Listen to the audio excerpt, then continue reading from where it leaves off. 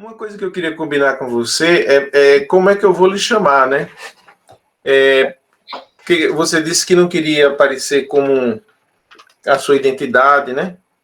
Dá uma Eu, disfarçada, porque é, eu vou falar coisas muito pessoais, sabe? eu acho que para você ficar mais à vontade, né? Eu vou fazer assim. Não, inclusive, assim, tem muita gente que não fala porque não quer se expor, porque tem, assim, não quer na vizinhança, nos amigos, no trabalho, É, não quer ter nenhum comprometimento da vida pessoal. Então é normal e é até bom a gente abrir essa frente aí, porque vai estimular outras pessoas a também participarem, né? porque não é fácil, né? Mas É a gente tem verdade. muita vontade de contar e de fazer as pessoas saberem que existe algo além daqui, Uhum. não é? E essa é a intenção, né? Eu vou lhe chamar de Anne, tá bom? Me Pode chama, ser? tá, Anne. pode. Bom. Então tá bom.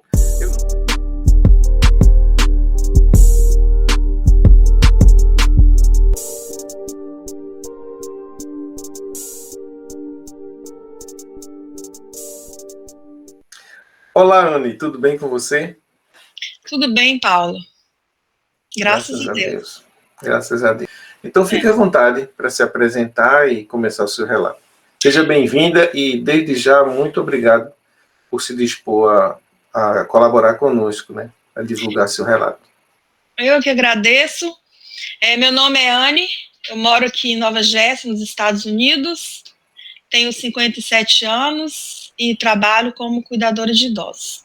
Eu moro nos Estados Unidos há apenas 4 anos.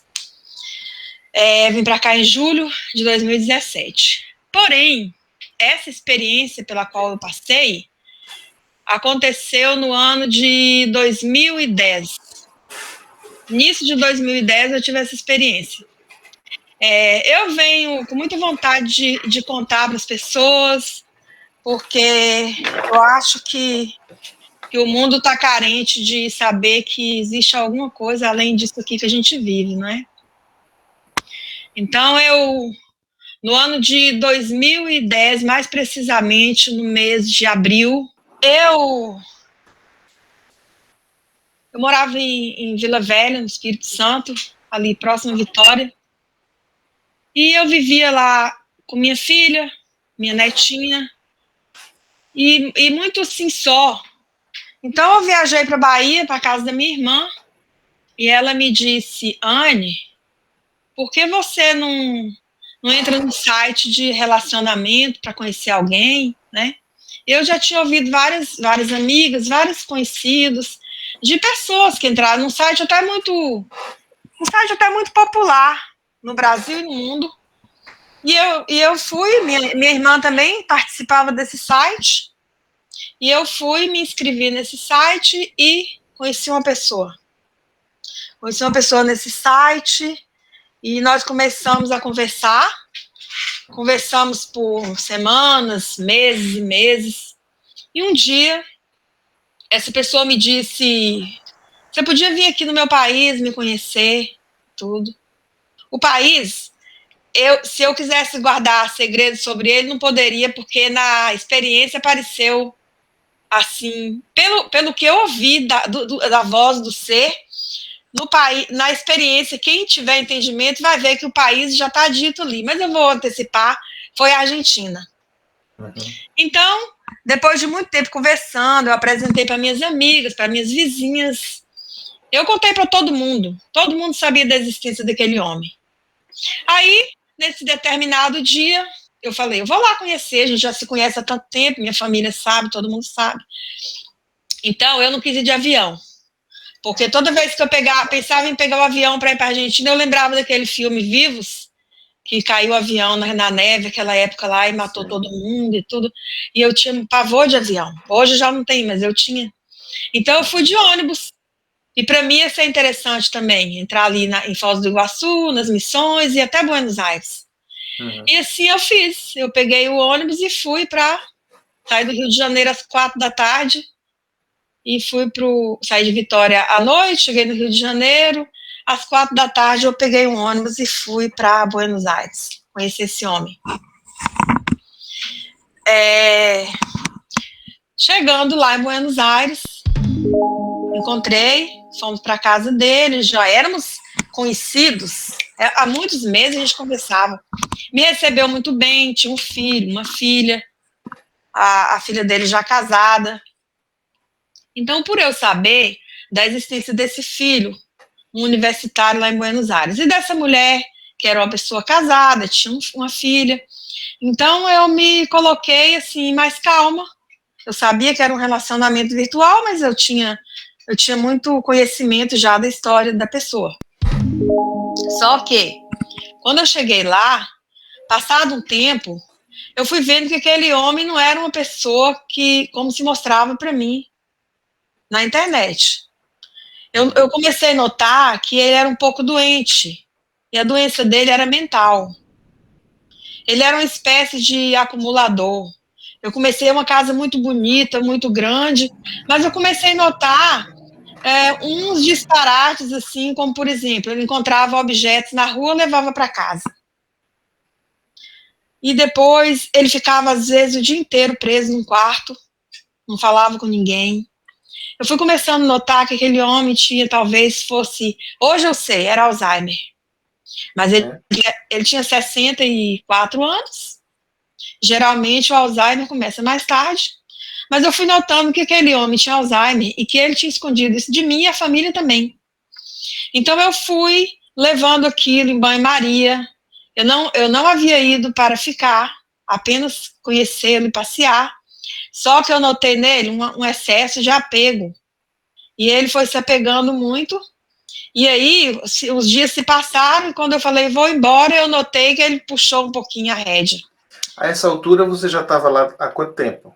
Eu já estava, quando eu quis ir embora, eu já estava há 15 dias. 15 dias. Quando eu quis ir embora, porque foi o que eu planejei. Aí eu notei que ele estava muito apegado e que ele ia forçar a barra um pouquinho para eu ir embora. Não ia me deixar, forçar a barra para eu ficar. Para ficar. Aí eu comecei a ver nele umas coisas que denotavam que ele estava doente mental. Não conhecia ninguém, não falava espanhol. E eu falei, como que eu vou fazer isso aqui? Se eu forçar, vou embora. O medo que eu tive desse homem fazer um cárcere privado. Tive medo.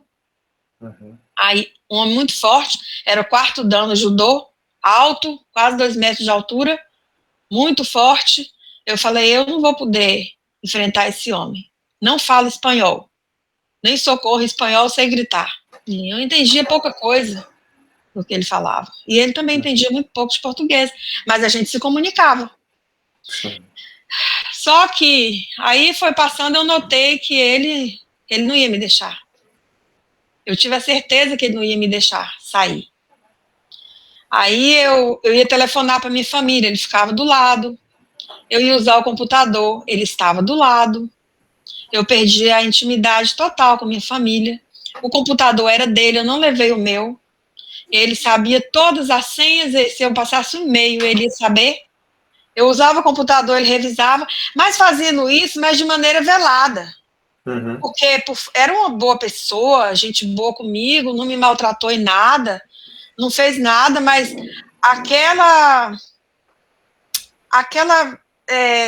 vigilância cerrada e velada ali me assustou. Sim. E aí um dia eu falei com ele, vou embora, ele falou, não deve ir, não sei o quê, foi falando assim, eu falei, meu Deus, esse homem vai me prender aqui. Tentei simular um e-mail dizendo que tinha acontecido alguma coisa, que minha família tinha me chamado, mas eu ia lá, lia tudo, como que eu ia passar um e-mail de minha irmã para mim mesma? Aí um dia eu tive uma ideia em um teatro que eu tive que fazer e falei com ele, olha, minha irmã me mandou um e-mail, ele falou, cadê o e-mail? Eu falei, acho que eu apaguei sem querer, não sei mexer nesse computador seu, mas ela disse que vai, porque eu tinha passado um e-mail para minha irmã, para qualquer coisa, que eu telefonasse para ela ou ele, ela confirmasse que era a minha história. Eu consegui mandar um e-mail para minha irmã e apagar imediatamente antes dele ver. Então minha irmã ficou sabendo e falou, tá bom, se alguém ligar, pode deixar que eu confirmo. Só que eu não contei para ela que eu estava em perigo. Eu contei apenas que eu estava com pena de deixar, deixar o rapaz, que ele era muito carente. Aí tá. Aí, quando foi nessa manhã, eu falei com ele, ó, foi a ideia que eu tive, que eu acho que foi Deus que me deu. Não estaria presa lá até hoje. Aí eu falei com ele, ó, minha irmã me mandou um e-mail, cadê o e-mail? Eu acho que eu apaguei sem querer. Ela disse que meu ex-marido faleceu, ele era muito materialista, tudo dele era dinheiro. Eu falei que meu ex-marido faleceu, ela disse no e-mail, e que deixou uma herança para mim que eu tenho que ir lá assinar para receber. Quando eu falei isso, ele ficou feliz no mesmo instante e falou comigo assim, nossa, mas que bom. Então, quanto é? Perguntou o montante. Eu inventei um valor muito alto. E ele falou, e aí? Você precisa então ir buscar esse dinheiro, né? Eu falei, sim, preciso ir. Aí ele falou comigo, e aquela ideia? Eu tinha tido uma ideia, voltando atrás, para esse meu teatro pegar mesmo, eu tive uma ideia, eu disse para ele, ó, tô com vontade de montar uma loja de produtos brasileiros, artesanatos, aqui na Argentina. Eu tô com essa ideia. Eu tinha falado com ele para poder assegurar para ele que eu voltaria. Porque eu sempre dizia que eu ia, mas eu voltaria. Aí ele, então, acreditou e acrescentou. Oi, então tá bom, aquela ideia sua de pôr a loja aqui de artesanato brasileiro vai dar certo agora. Você vai embora e você pega esse dinheiro, compra todo o produto que você quiser e traz pra gente montar a loja aqui. Aí ele veio com uma ideia que se foi para me pegar, ele não conseguiu porque eu fui mais inteligente do que ele. Ele falou, então, já na sua ida, a gente compra bastante artesanato aqui, argentino, aquele artesanato que vem dos incas, dos persas, aquele povo antigo ali. Você compra e você leva, você vende lá. E na volta você traz o brasileiro e vende aqui. A gente monta uma loja entre sociedade.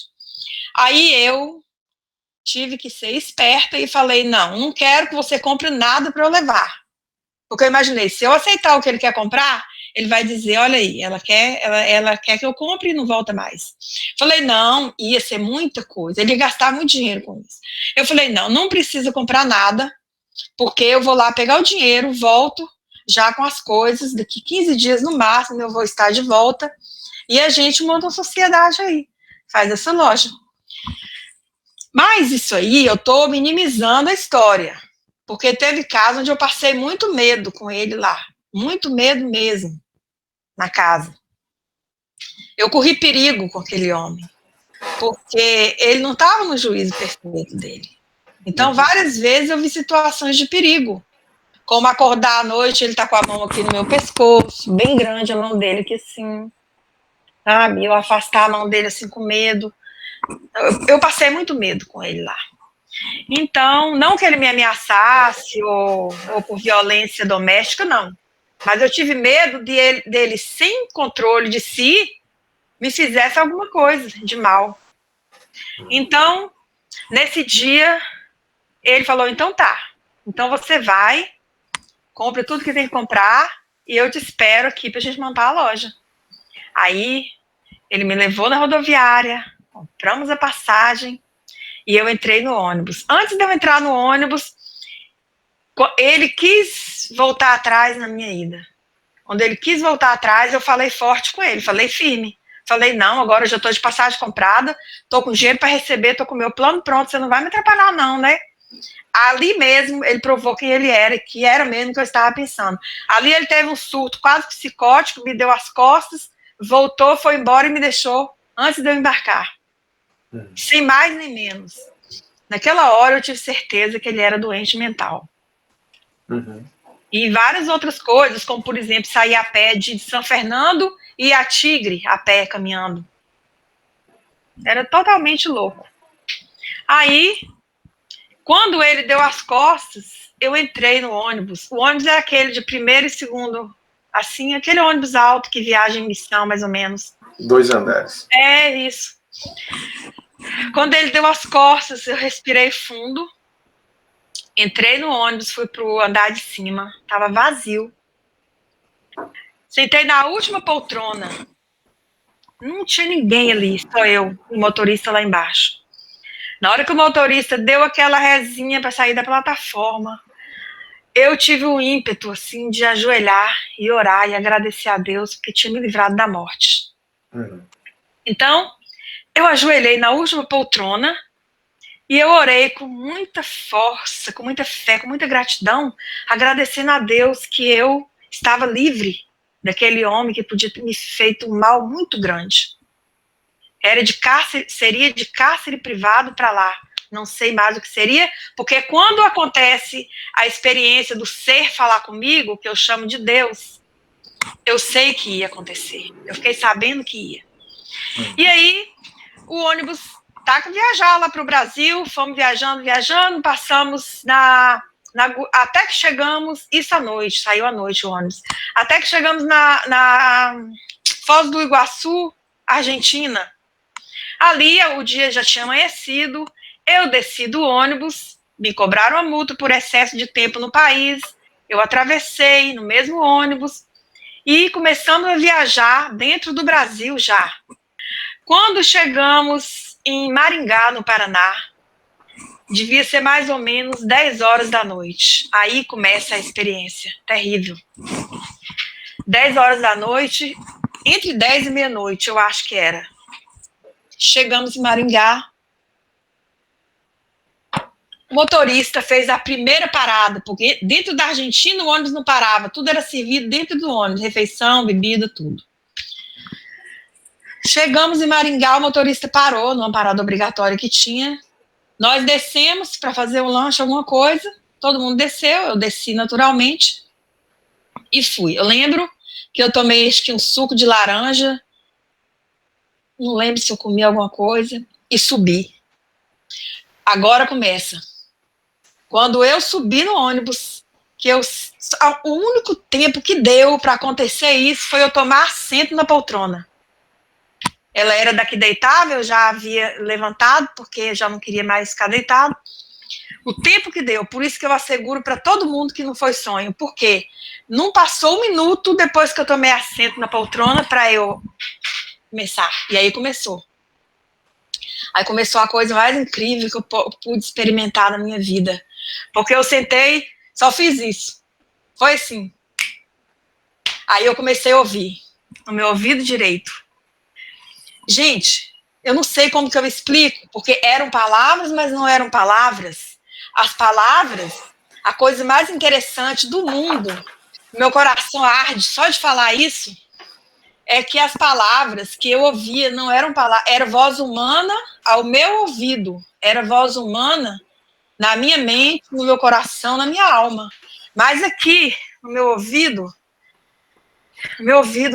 as palavras eram flechas, e não eram flechas cortantes, contundentes, pontiagudas, pareciam feitas de marshmallow.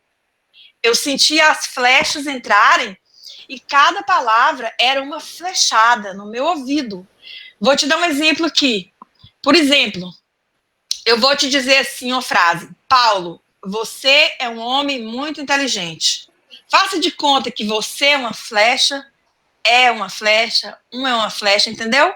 Uhum. Cada palavra daquela mensagem que eu ouvi eram flechas penetrando em meu ouvido. Só que eu ouvia, como eu estou falando para você, mas eu não ouvia vocalizado. Eu ouvia aqui, gente, eu não sei como explicar isso. Eu ouvia a palavra penetrar no meu ouvido, as flechas entrando, e aí começou a frase que me deu a certeza, a primeira frase da mensagem me deu a certeza que eu não estava falando de energia superior, poder não sei da onde, nada. Eu estou falando do Deus do Gênesis. Eu estou falando do Deus que eu conheci quando eu era criança, Pai de Jesus Cristo, que eu conheci na Bíblia, é dele que eu estou falando. Não estou falando de nenhuma que o povo gosta de arrumar nome para Deus, para mim não. Para mim foi ele, você sabe por quê? Por causa da primeira frase. A primeira frase veio aqui no meu ouvido direito e falava assim: nessa hora que começou a falar, eu não vi mais passageiro no ônibus, eu não vi mais ônibus, não senti ônibus viajando, eu não sentia nada, eu não estava ali. Eu estava ali, mas não estava. Para mim, em volta de mim, não existia nada. Além de mim, aquela voz. Aí, começou no meu ouvido aqui, palavra por palavra, não nessa rotação que eu estou dizendo. Conversação normal. Falou assim, começou, como eu guardei meu filho 40 dias no deserto, eu te guardei por 40 dias nesse país. Porque você, te guardei por 40 dias nesse país. Na hora eu não pensei, meu Deus, Jesus Cristo também ficou 40 no deserto. Não. A mensagem continuou. Vamos voltar. Assim como eu guardei, tem coisas muito enigmáticas nessa mensagem. Tem revelações nessa mensagem e coisas muito enigmáticas que depois, fazendo a análise, vamos dizer que eu estava fazendo análise poética da revelação, eu vou saber o que foi depois. Então começou. Assim, uma voz suave e linda de homem, masculina. Assim como eu guardei meu filho por 40 dias no deserto, eu te guardei por 40 dias neste país. E eu lá sabia que era 40 dias que eu tinha ficado? Não sabia ainda. Mas foi 40 dias. Foi, depois eu te falo o que foi 40. Aí, porque eu fiquei 35 na casa dele, 2,5 foi dentro da Argentina para chegar em Buenos Aires, e 2,5 foi para vir de volta, voltando, deu 40 certinho. 40. Aí falou, assim, voltando de novo, que eu gosto de falar a mensagem inteirinha. Assim como eu guardei meu filho, as flechas entrando, por 40 dias no deserto, eu te guardei por 40 dias neste país. Enfim, país, presta bem atenção. Não sei por quê. Porque país onde somente 1% do povo me serve em espírito e em verdade. Claramente. E aí vem uma coisa para mim que foi terrível, que eu descobri depois. Quão terrível foi isso? Depois disso aí, ele falou, mas deste país, na hora eu pensei que era o homem. A voz falava, mas deste país vai sair um homem e vai se prostrar e me adorar até que não haja um pelo nem uma pele no seu joelho. Eu pensei agora, depois eu entendi assim. Aí falou assim, aí a mensagem continuou. E eu te guardei por 40 dias neste país, como guardei meu filho, por um único motivo.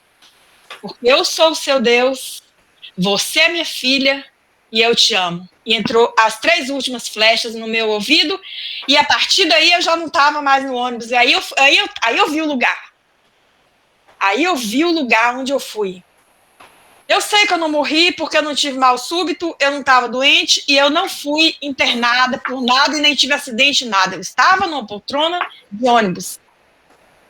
Na hora que entrou essa última frase repetida, porque eu sou seu Deus, você é minha filha e eu te amo, aí eu já não estava mais aqui na poltrona do ônibus. Eu vi o lugar mais maravilhoso que alguém pode divisar na vida.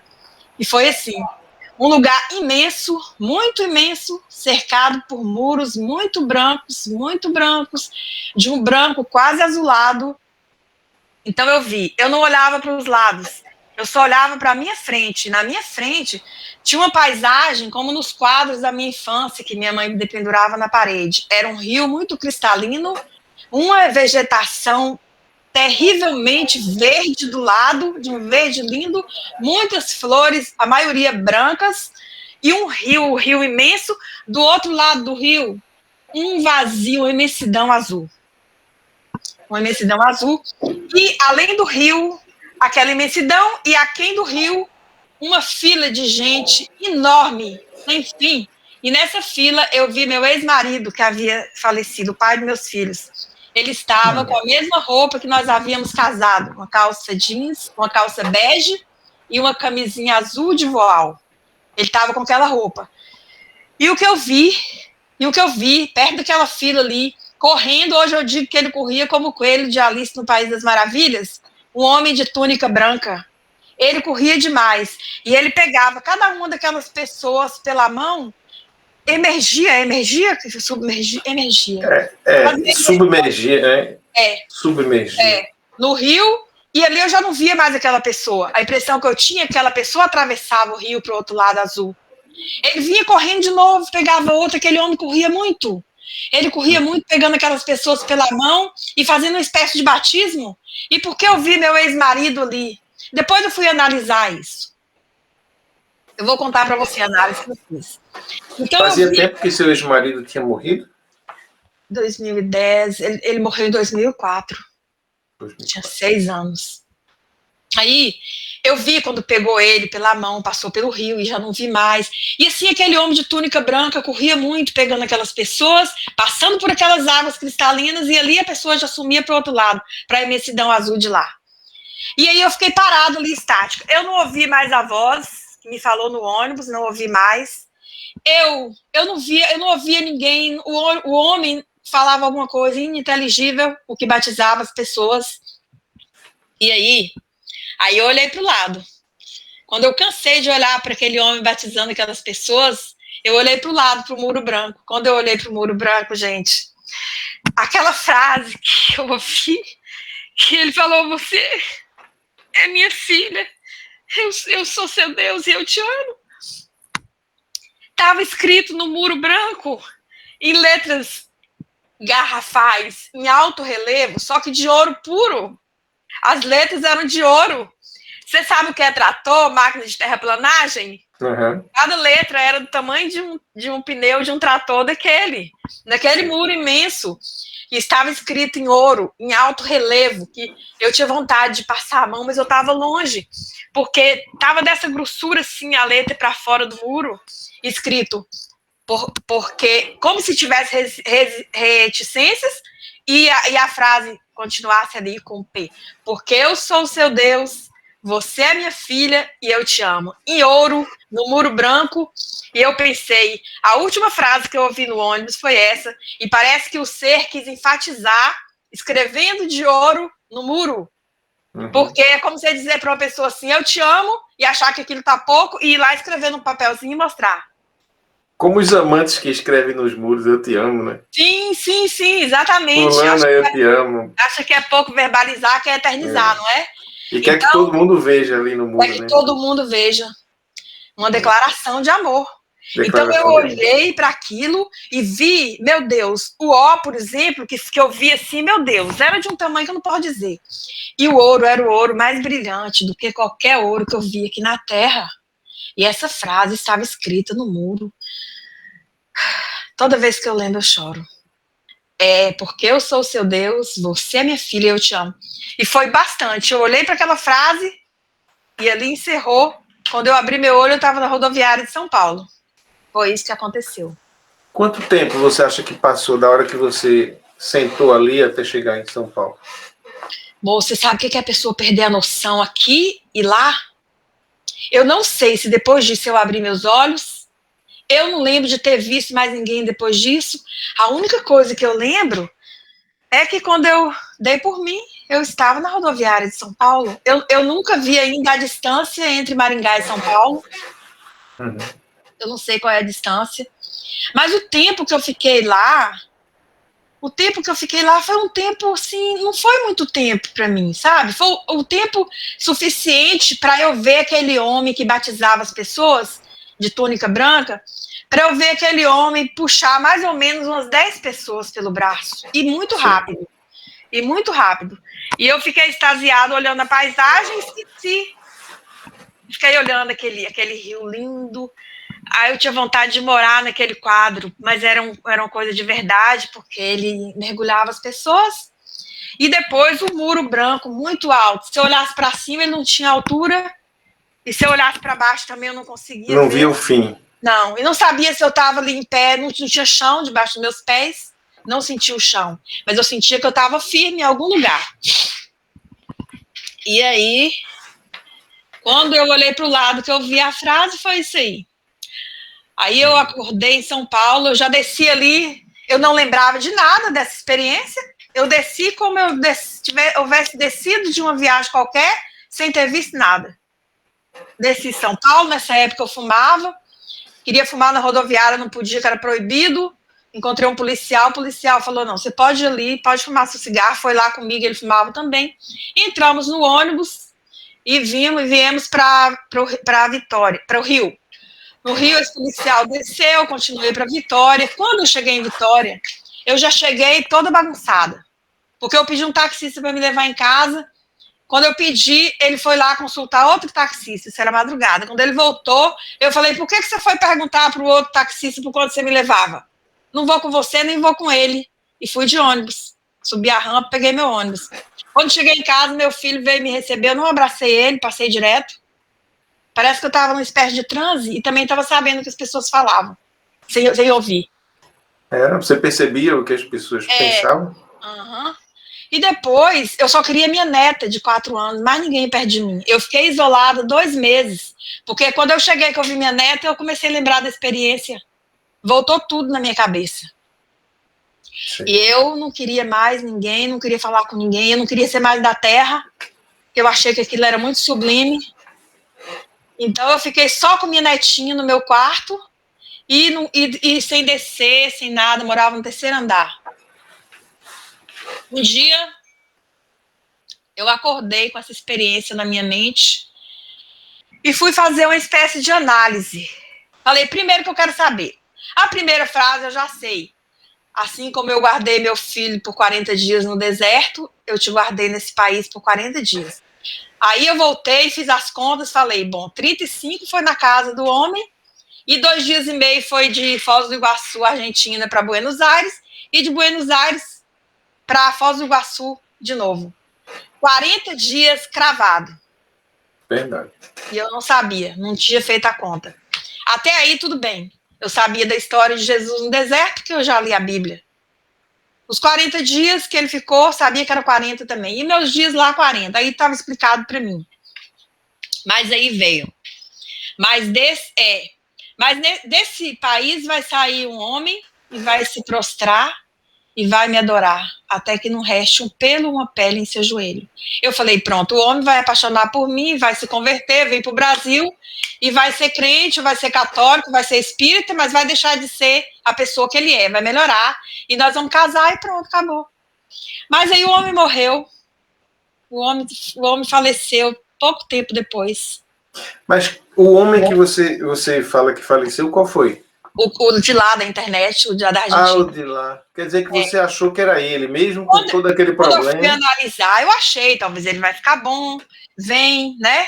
E a gente vai viver. E ele faleceu, você soube? Faleceu, soube pela internet, pelo Facebook do filho dele. E foi se agravando a doença, foi se agravando, e ele sucumbiu. Depois disso teve um AVC e morreu. Pouco tempo depois? Pouco tempo depois. Uhum.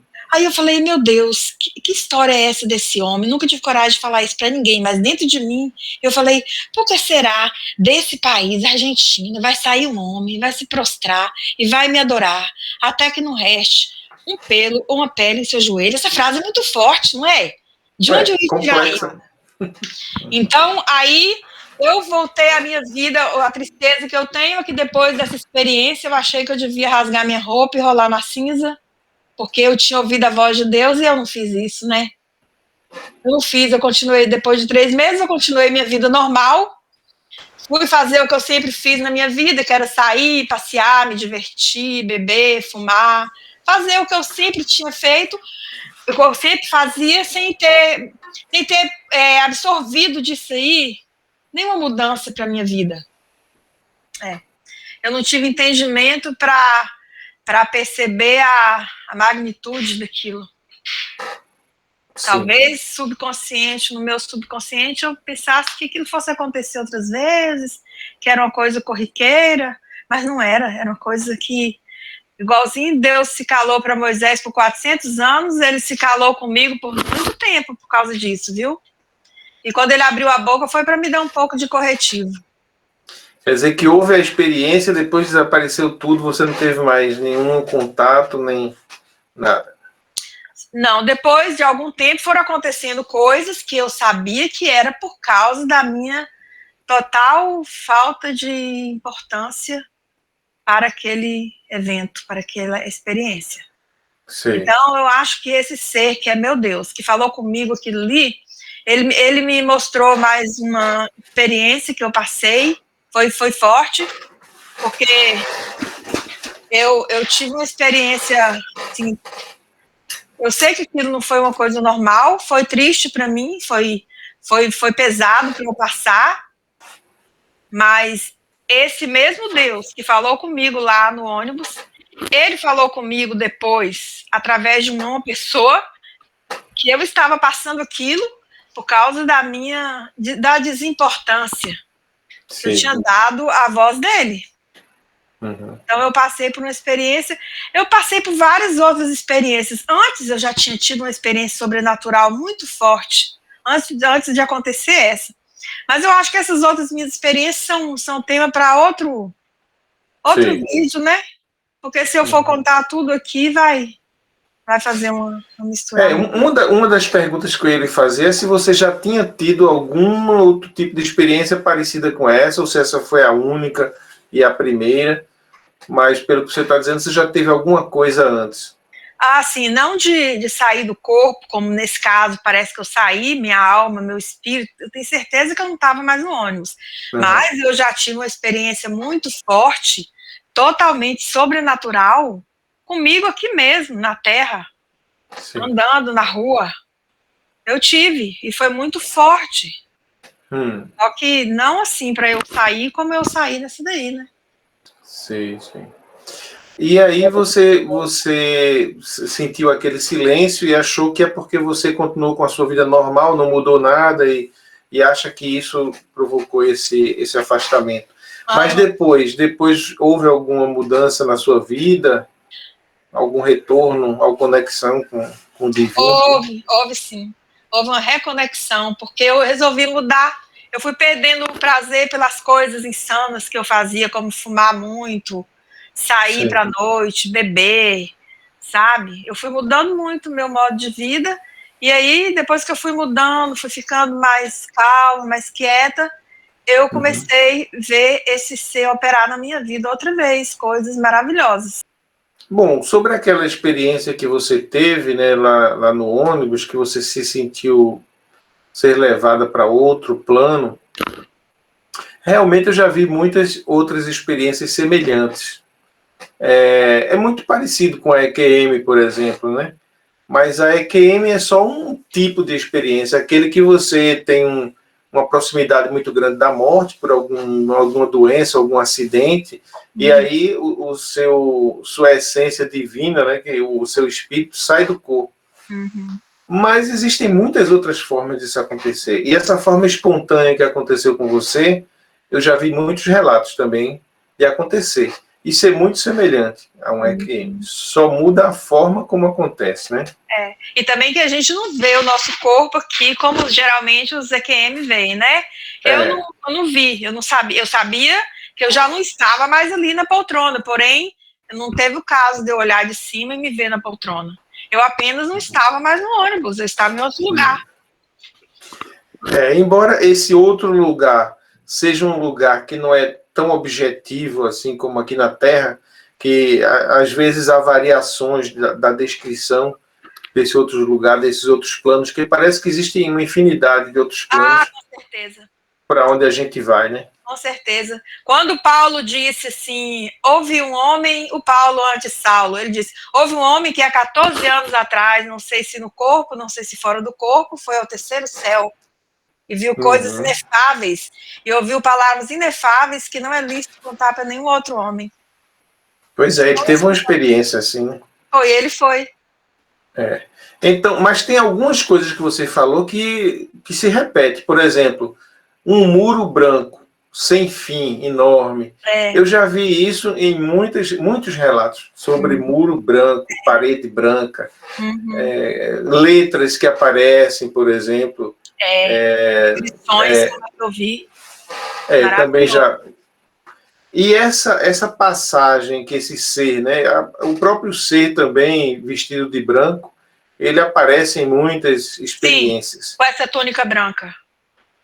Você chegou a ver que ele tinha rosto, alguma coisa assim? Ele deu para ver, não? rosto, era um homem normal, como se fosse aquela imagem que os católicos pintam de Jesus Cristo, andando com aquela roupa, só que o rosto não era como aquela pintura, nem cabelo grande.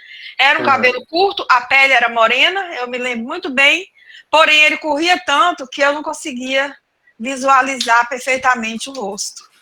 Ele corria ou ele se deslocava como se estivesse flutuando, por exemplo? Não, ele corria como se estivesse no chão. Eu ia dizer que outra coincidência é essa fila de pessoas, como se estivessem esperando para fazer uma passagem. Sim. Eu já vi muitos relatos que falam de uma fila também. Essa fila eu também.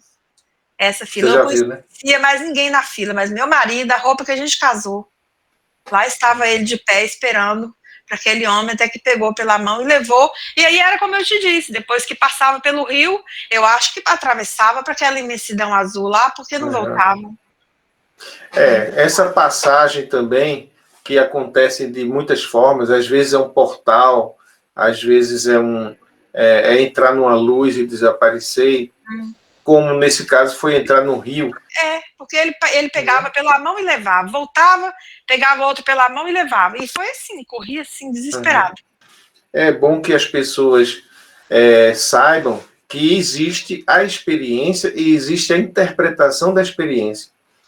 E a interpretação da experiência a gente só pode dar com base naquilo que a gente conhece, naquilo que a gente acredita, na nossa cultura, né? É verdade.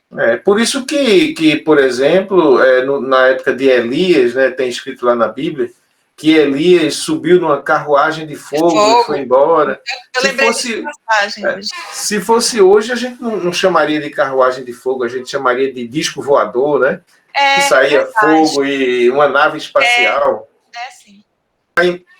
Sim. Sim.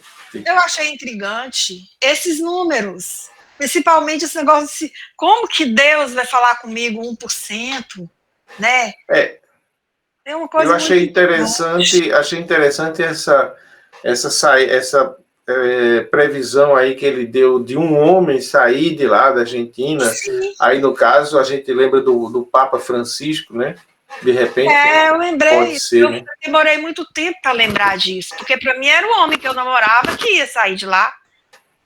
Nunca me passou pela cabeça que esse coisa fosse. Eu não era ligada muito nesse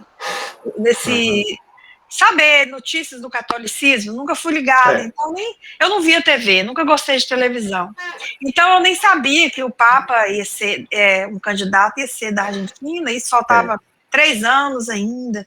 Mas eu fui esperando sair esse homem, um morreu. Depois fui esperando, será que é algum outro homem que eu vou conhecer de lá? Não sei, não aconteceu. Quando foi um dia, aconteceu, minha irmã falou comigo, quem sabe foi uma coincidência ou o que foi, mas como que eu vou ouvir uma frase tão enigmática dessa, não é?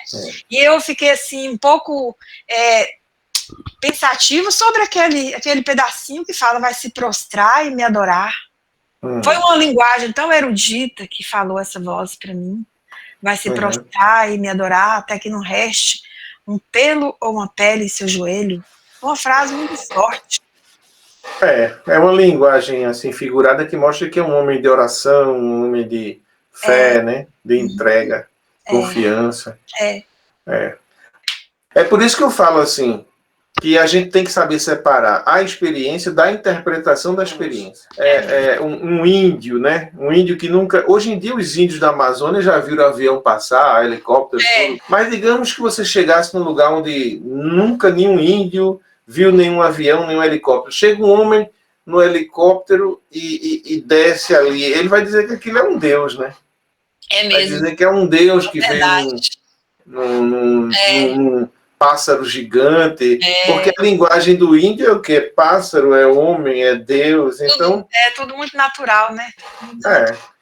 Então ele vai interpretar com a linguagem dele, do jeito dele. É verdade. E é natural que você interprete também da forma como você vê o mundo, da forma... Eu sei dessa história de experiência de quase morte desde quando eu ouço minha mãe falar isso, quando eu tinha 4 anos, que ela disse que estava todo mundo na roça, trabalhando na roça, fazendo farinha, não sei se você sabe o que é casa de farinha, onde põe a mandioca, vai ali, Conheço. a farinha. Minha mãe disse, desde 4 anos que eu escuto ela dizer isso, que estava todo mundo ali reunido trabalhando, e uma mulher chamada Nancy, que era esposa de um Gustavo Saúde lá, vizinho deles, caiu ali, teve um acesso, um desmaio, e caiu. E ela disse que ficou muito tempo, ela disse que essa amiga dela ficou muito tempo ali, o pessoal achou que ela tinha morrido, não tinha pulsação, não tinha coração, isso no ano de 1962, eu tinha 2 anos, lá em Três Corações, em Minas Gerais, e ela disse que a mulher voltou a si uma meia hora depois, dizendo que tinha visto um jardim, que não queria vir embora do jardim de jeito nenhum. Eu tinha 4 anos, hoje eu sei que aquilo que ela teve foi uma experiência de quase morte. Pois é. Eu acho que, assim, diante do número de relatos que a gente já teve e de relatos completamente desconectados, digamos, no tempo e no espaço, como essa senhora, por exemplo, que nunca ouviu falar, talvez, naquela época nem se falava em EQM ainda, ninguém sabia o que era isso, e ela descreve algo semelhante a uma pessoa que hoje, mesmo sabendo o que é EQM, tem a experiência. Então, isso ajuda a gente a acreditar que realmente o fenômeno é real, ele existe, né? E aí, então, já que ele existe, vamos estudar, vamos entender o que é que ele nos ensina, o que é que a gente pode tirar disso para a nossa vida, né? Sim. Então, eu sei que a minha não foi de quase morte, mas foi uma coisa bem estranha para mim. Porque, né, eu não sei, eu ouvia muito da experiência de quase morte, mas dessa aí, da pessoa ver as coisas estando normal, sem nenhum acidente, sem nenhuma dor, foram, acho que, poucas que eu ouvi, assim. Eu já me vi sair do corpo na casa da minha irmã, isso antes de acontecer isso. Todo mundo na cozinha conversando, e eu resolvi que eu estava cansada de estar ali na cozinha, na beira do fogão de lenha, que eles gostavam de ficar conversando. Eu saí, vim para o quarto da minha irmã, deitei na cama de casal dela. Quando eu olhei, eu estava lá na porta da rua e meu corpo na cama dela. Eu saí como o gênio sai da lâmpada, em espiral, e me vi flutuando perto da porta. E eu fiz um esforço sobre-humano para voltar para o meu corpo. E voltei. Foi questão de segundos. Mas eu já tinha passado por isso aí. Isso foi antes da experiência lá da Argentina? Foi antes, bem antes. Então, o que eu também percebo é o seguinte, que a pessoa que tem uma experiência dessa, geralmente ela tem uma tendência a ter, ela já teve antes, vai ter depois, porque parece que é uma, assim, eu acho que isso tem a ver com a energia da pessoa, com a conexão do espírito com o corpo, né? Que permite isso. Alguns não conseguem, mas outros têm essa facilidade, que é no seu caso, por exemplo. Sim, pois é, eu na época que me vi saindo do corpo, eu até falei com as meninas, parecia o gênio do Aladim, a lâmpada maravilhosa, quando eu saí, porque eu afunilei. Eu me vi no ar em espiral, quase. Sei. E meu corpo lá, e depois foi questão de segundos, mas eu não tive medo, graças a Deus, porque nessa época eu não tinha medo da morte. Mas se eu fosse... Hoje eu tenho muito medo da morte, ainda continuo tendo. Mas se nessa época que eu saí do corpo eu tivesse tanto medo da morte, eu teria morrido só do medo mesmo. Mas o que é que lhe assusta na morte? Qual o medo que você tem? Eu tenho medo da transição, daquela hora que sai. Eu tenho muito medo. Eu não tenho medo. O medo do desconhecido, né? Para onde vai? Eu tenho medo, muito medo. Essa experiência aí não tirou meu medo. Mas é uma experiência interessante, porque o que é que a gente pode aprender com ela? Que a gente não está sozinho, por mais que pense que está, né? Você foi protegida. O que é que a gente pode concluir de concreto disso aí? Você foi protegida lá durante todo o tempo que você esteve lá. Tinha alguém me vigiando. Tinha alguém lhe vigiando, lhe ajudando, lhe orientando, aquela ideia que você teve, né? A possibilidade que você teve de pegar o ônibus e ninguém impedir e tal. Então, é um livramento, né? Como a gente disse. Então, você pode concluir que nós não estamos sós, que Deus está conosco, que Deus nos ama. Verdade, Porque foi muito forte isso aí. Muito forte. Depois disso eu passei por outras.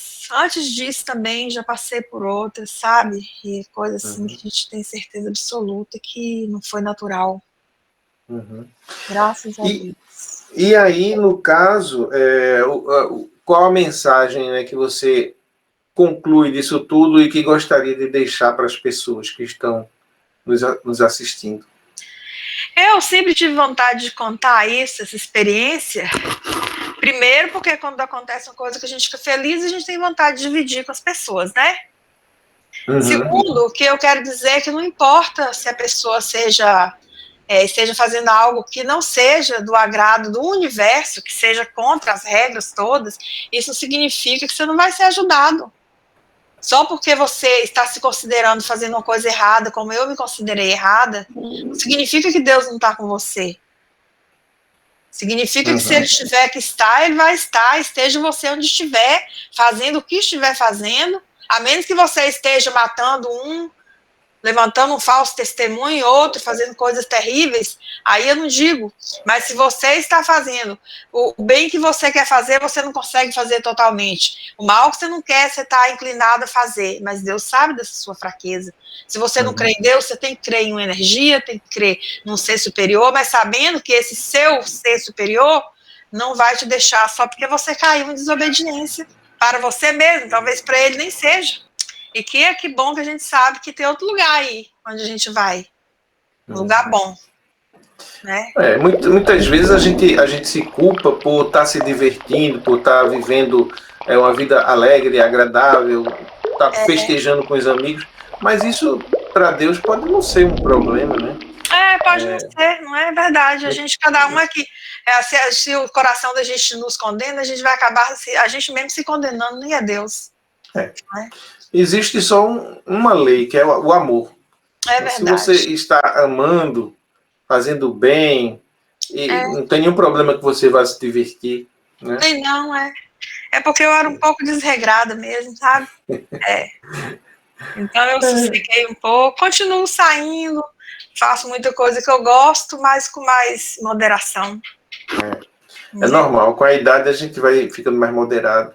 E é normal que em determinado momento da vida a gente também viva intensamente e, inconsequentemente, é normal, faz parte da evolução. Então a gente tem que considerar que Deus, né, não é um julgador, um punidor, ele deixou claro para você. Eu te amo, né? Eu sou seu Deus, você é minha filha e eu te amo. Foi a frase que eu vi escrita em ouro, né, no muro branco.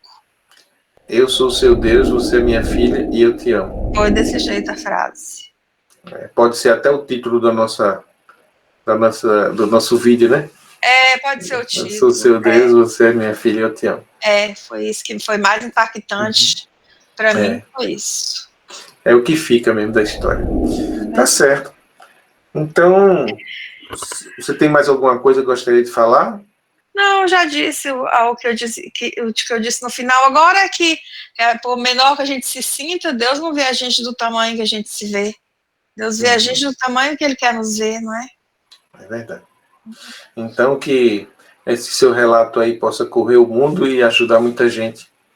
Tá certo. Já são quase 2 horas aqui. Obrigado você, Paulo. Muito obrigado pela atenção, viu? E a gente vai se falando. Tá bom, então. Tá. Muito obrigada. Fica com Deus. Fica com Deus também. Um abraço. Abraço.